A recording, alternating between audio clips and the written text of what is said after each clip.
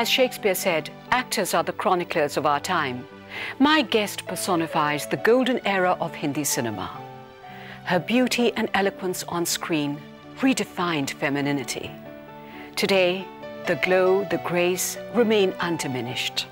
She's a legend, and I'm proud to have a rare rendezvous with Waheeda Rehman.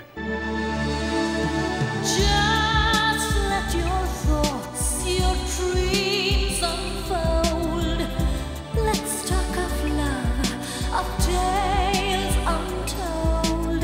Speak so I can see your soul. Speak so I can see your soul. Waheeda ji, I can't tell you what a pleasure it is to have you here in front of me. I'm also happy to meet you after so long time. Thank you so much for coming on my show. Thank you. आजकल आप ज़्यादा TV पे नहीं आते, interviews नहीं देती. ये सिर्फ इस शो पे मैं आई हूँ सिर्फ तुम्हारी खातिर से. Thank you. Old time sakes. We work together. We've been friends. वरना मुझे कुछ झिझक और ऐसा लगता है क्या करना है टीवी पे आके, कहना क्या है. आप तो एक भंडार है एक्सपीरियंस के. You're so rich with the history of films. But there are so many new, young, beautiful artists has come up. So how can they take any interest in me? I don't understand. I don't know. I'm still very shy, or I don't know what to say about it. मुझे याद है कि we worked together in Aadmi long back. Yeah. And at that time I remember you were such a big star. I mean, you're still a big star. But I was very new. And I used to watch and observe you, Waheeda ji. And I feel I've learnt a lot from you. You know, just by your conduct and your patience, watching you. Well, if you say about conduct, I believe no matter how great an artist you are, a politician or an industrialist, if your behavior is obnoxious and you are a nasty person, so nobody would like to meet that person next time. It's true. They might say, wow, wow, what a great actor, actress, painter. But if you, as a person, if you are not tolerable, so it's no use. I believe in that. I remember once during Aadmi shooting, you were wearing a dulhan ke kapde from 9 o'clock in the morning. And all day, there had been no shot of yours. And you were sitting there in full makeup, jewelry and everything. I still remember that. और रात को 9 बजे, the assistant came to you and said, sorry Waheeda ji, आज आपका shot नहीं होगा, कल सुबह लेंगे. And you just turned around and said to him, अच्छा, मैं जाऊँ? That's it. I mean, I was blown away. क्यों, आपको गुस्सा नहीं आता? मुझे आता है, बहुत कम आता है. लेकिन अंदर छुपाना सीख लिया आपने? नहीं, क्या है, मैं हमेशा कोशिश करती हूँ कि दूसरे पर आदमी के पॉइंट ऑफ व्यू से सोचूं कि कुछ तो प्रॉब्लम होगी जो शॉट नहीं हो पाया, तो मेरी बारी नहीं आई. तो अगर मैंने 10 दिन दिए हैं, वो 10 दिन तो मुझे चुपचाप बैठे रहना है. ये तो कुदरती मुझ में बाय नेचर काफ़ी आपका स्वभाव ऐसा. हाँ, अगर ना भी हो, इंडस्ट्री सिखा देती है आपको सब्र करना. सही बात. Whether you like it or not like it, it teaches you. But बाद में मुझे पता चला कि आपके फ्रेंड्स आपको गरीब गाय बुलाते थे. हाँ, very true. How did you come to know about that? For your information, 1-2 मर्तबा मैंने काफ़ी हंगामा किया है. किया? कब? एक मर्तबा मैं संजीव के साथ काम कर रही थी, संजीव कुमार. वो तो बहुत ही अच्छे आर्टिस्ट थे, सबको मालूम है, मगर वक्त के बिल्कुल भी पाबंद नहीं थे. तो सारा यूनिट तंग आ गया था. तो उन्होंने कहा, वहीदा जी, आप इस तरह बैठे रहेंगे तो उन्हें कोई परवाह नहीं होगी. एक दिन जब उनकी गाड़ी एंटर करती है स्टूडियो में, आप अपने सामान रख के गाड़ी में घर चली जाइए. मैंने कहा श्योर. तो मैंने प्रोड्यूसर को, डायरेक्टर को पूछा, ये मैं करने वाली हूँ. तो बोले एक बार कर ही डालो. अच्छा. तो दूसरे दिन सारा सामान गाड़ी में रखा हुआ, मेकअप बॉक्स वगैरह. तो वो असिस्टेंट सारे देख रहे, अभी नहीं वहीदा जी, अभी नहीं. तो गाड़ी एंटर हुई, आ गई गाड़ी. सिग्नल. तो जल्दी से मैं गाड़ी में बैठी, तो मेरी गाड़ी क्रॉस किया. तो संजीव ने ऐसे करके देखा, ऐसे किया. मैंने भी ऐसे किया. बोले कहाँ? मैंने कहा जा रही हूँ मैं. तो 2 घंटे के बाद फली साहब का फ़ोन आया कि वहीदा, वो आप कहते हैं आइंदा फिर ऐसा नहीं करेंगे, तो प्लीज़ इस बार आ जाओ. मैंने कहा नहीं फली साहब, अब नहीं, मैं वापस आनी है. कल उनसे पूछ के बताइए कितने बजे आएंगे, तो उस वक्त मैं पहुंच जाऊंगी।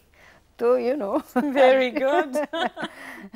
Vaidaji, you've been the reigning star of 3 decades, and when one looks at the classic era of Hindi cinema, it is your face, you know, that lives and that endures.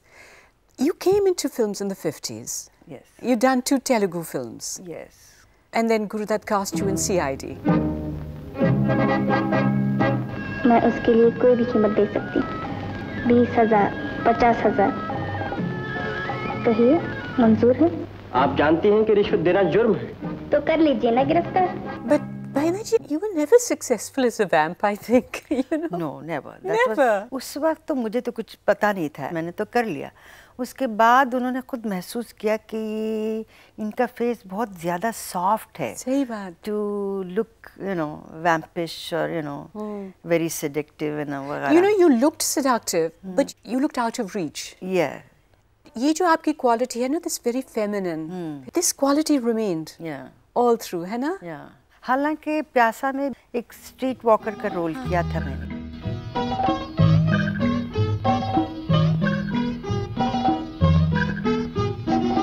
Generally जो impression होता है street walker या तवाइफ हो, तो वो बहुत ही you know सख्त दिल होती है, उस लोगों को लूटने के मकसद से वो लोगों से मिलती है। वैसे नहीं था। जाने क्या तूने कही, जाने क्या मैंने सुनी, बात कुछ बन ही गई, जाने क्या तूने कही। But आपको नहीं लगता है कि एक खास ग्लैमर होता है ब्लैक एंड वाइट में, जो कलर में नहीं आता? या सही बात है, क्योंकि आज भी आप देखिए कागज़ के फूल या प्यासा या इवन साहिबी भी और गुलाम, आपको ये महसूस नहीं होता आज के दिन भी कि उसमें कलर की कमी है, उससे बल्कि वो इमोशंस को बढ़ाया उन्होंने। I've always wanted to ask you this. I know what the world felt when they saw it. But how did you feel when you saw yourself in Chaudhary Ka Chand? Well, frankly speaking, I did like myself. I said, wow. चौदहवीं का चांद हो या आफताब हो, I never felt, I never thought that I'm beautiful or good looking. लाजवाब हो। I had a feeling that I'm photogenic with lot of makeup and hairdo and the good lighting. I can look good. But that is the first time when I saw, oh, not bad, I'm looking very nice. जुल्फे हैं जैसे कांधों पे बादल झुके हुए। So where I wanted to see it again and again. जैसे मैं के प्याले भरे हुए, मस्ती है जिसमें प्यार की तुम वो शराब हो, चौदहवीं का चांद हो।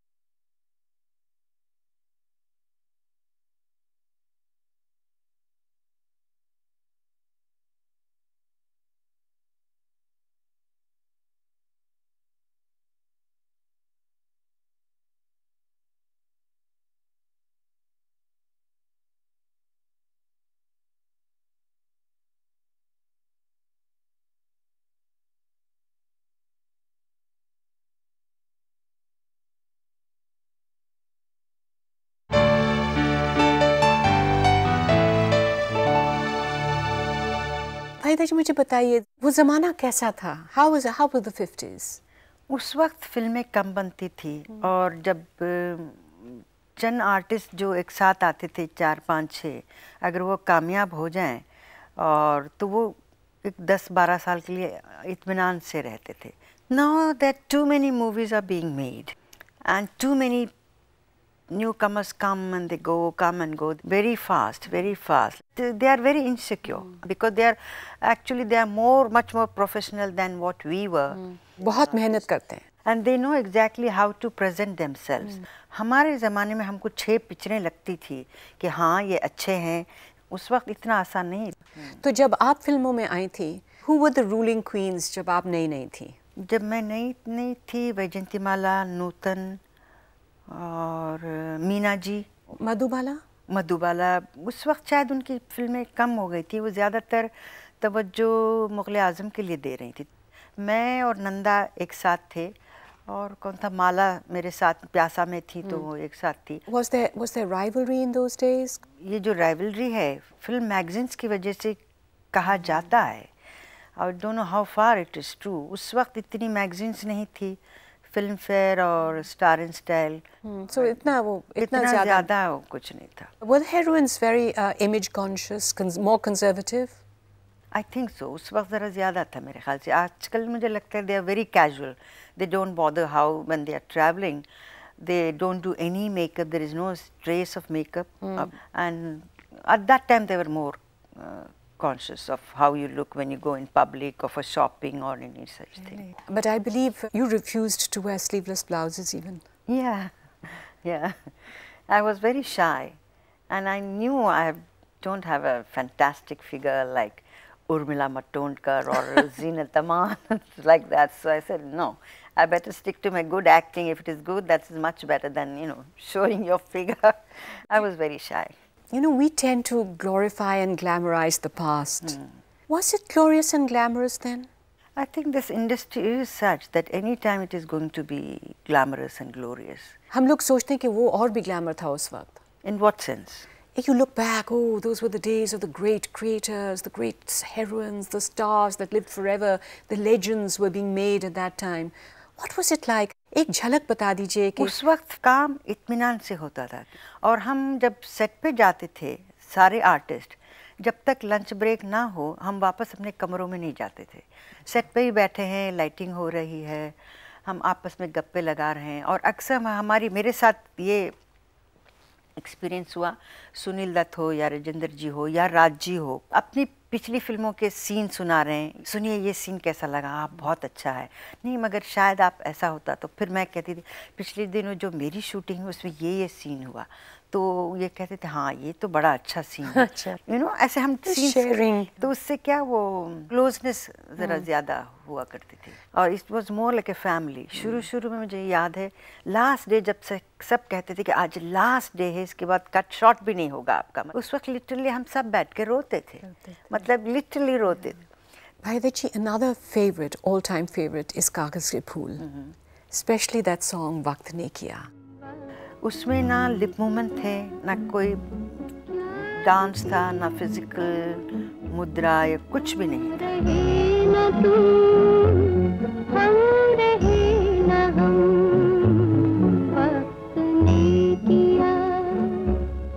उसमें लाइटिंग और फोटोग्राफी का कमाल है. बिल्कुल.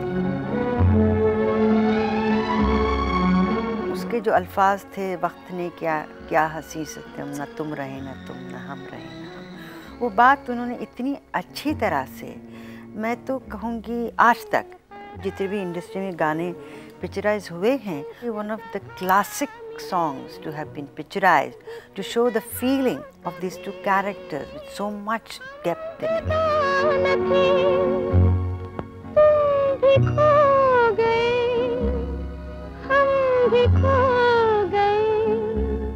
It's about two souls meeting. Physically they stop. They both feel that we should not go further, but the inner feeling is so strong. और फिर देखो वो कहानी को ये जाहिर करते थे कि ये इससे ज़्यादा आगे बढ़ के इनका रिश्ता नहीं रह सकता है. तो इसलिए भी लड़की मुड़ के वापस चली जाती है, ये भी चले जाते हैं, क्योंकि फिर वो बाद में ज़िंदगी में भी अलग अलग हो जाते हैं. But this whole capacity of being able to portray the deepest love without touching, without words even. Without words.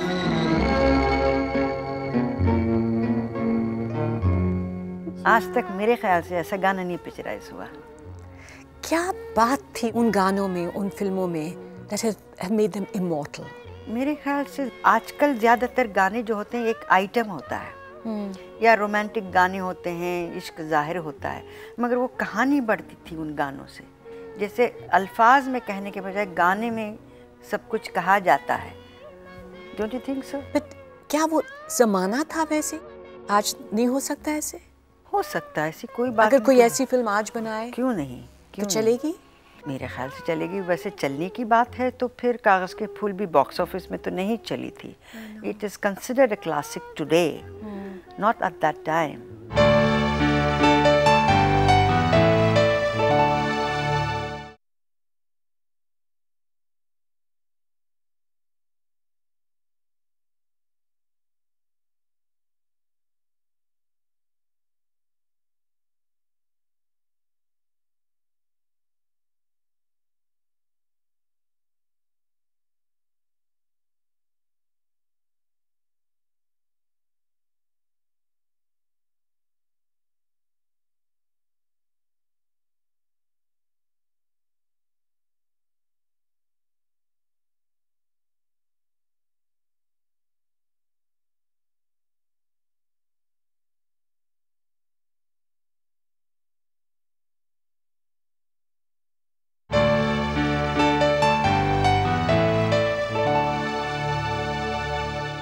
Film historians say that Guru Dutt came into this world 4 decades too early. Do you agree with that? I don't know, it's difficult to say. जैसे साहिब भी गुलाम थी और कागज़ के फूल थी, उस वक्त लोगों ने कहा ये वक्त से पहले इन्होंने फिल्म बना दी है। मगर जब प्यासा बनी थी उस वक्त तो मैं बिल्कुल ही न्यू कमर थी, मगर यूनिट में जैसे लोग बात किया करते थे कि ये पिक्चर फ्राइडे को लगेगी और मंडे को उतर जाएगी।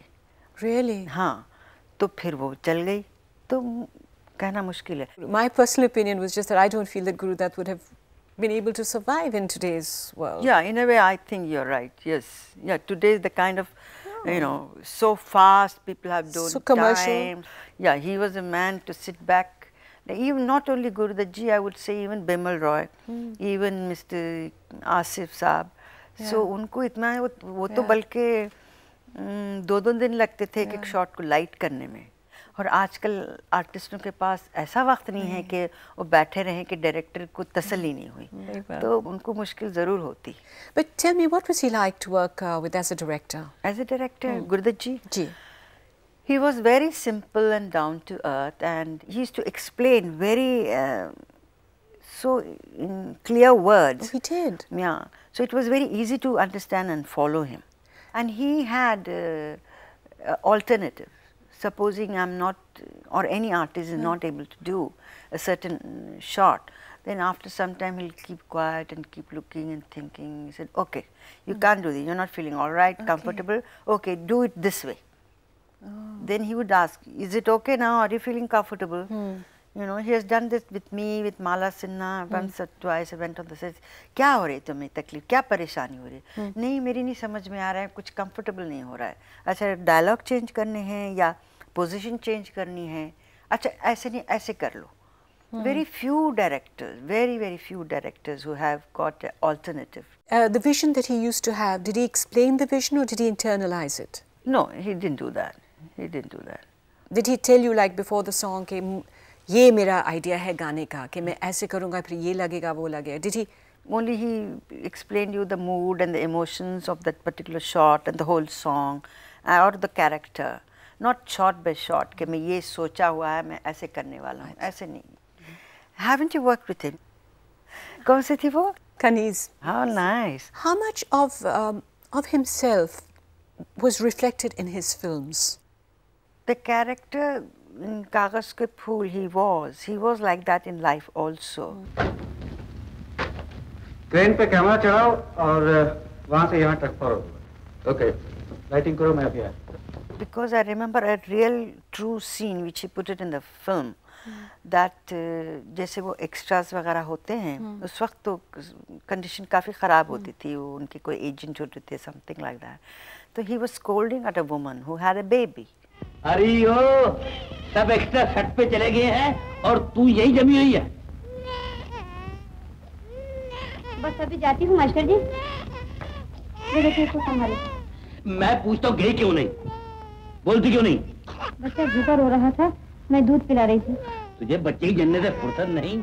You know, and by passing through, he noticed that, and he put that scene in कागज के फूल। जल्दी की कोई जरूरत नहीं, आप बच्चे को सुला के सकते आइए। He used to see too much pain around. He was very soft. इधर आ बेटी। क्या नाम है तुम्हारा? शम्मी। शम्मी।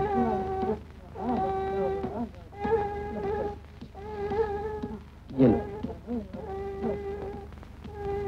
वो बहुत, he was very very sensitive. महलों ये तख्तों ये ताजों की दुनिया, ये इंसान के दुश्मन समाजों की दुनिया। A song like ये दुनिया अगर मिल भी जाए तो क्या है?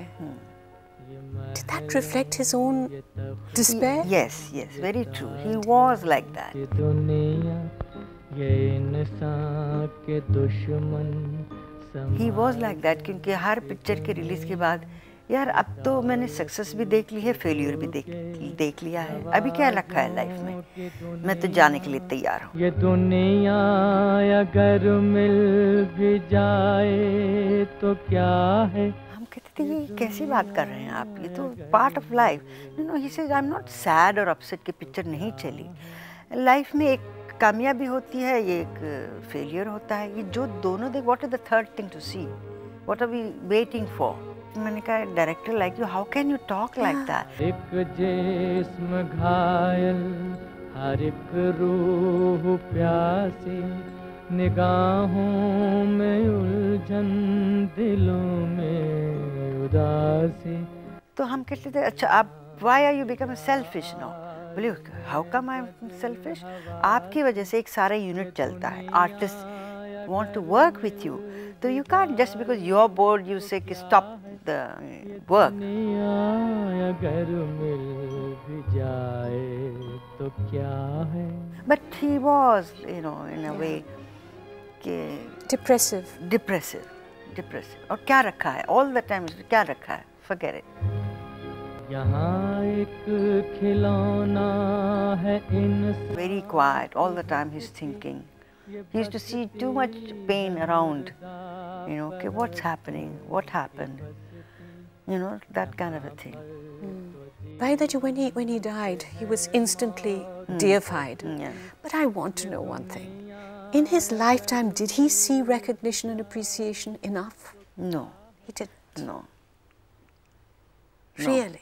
No, also I think, Simi, कि अभी जो उनको सोचा समझा जाता है कि सच ए ग्रेट डायरेक्टर, उस वक्त वो शायद ऊपर ही आ रहे थे, लोगों ने देखा हाँ बहुत अच्छा है, बड़ा अच्छा काम है, मगर शायद वो ग्रेटनेस उस वक्त सबको नहीं महसूस हुई जो बाद में महसूस हुई सबको। ये तो बहुत अफसोस की बात है। ये अक्सर ग्रेट आर्टिस्टों के साथ होता है, कई तो चले ही जाते हैं कि उसके बाद पता चल जाता है कि साहब ये बहुत बड़े ग्रेट पेंटर थे या सिंगर थे या म्यूजिशियन थे या डायरेक्टर थे, ये होता है लाइफ। मुझे इस बात का दुख है। Yeah, I know. I don't think at that time he felt or he was recognized as such a great director. Not at that time. I don't think so. I'm very sad he didn't know about I know. this. Yeah, I know. I know. It's sad. La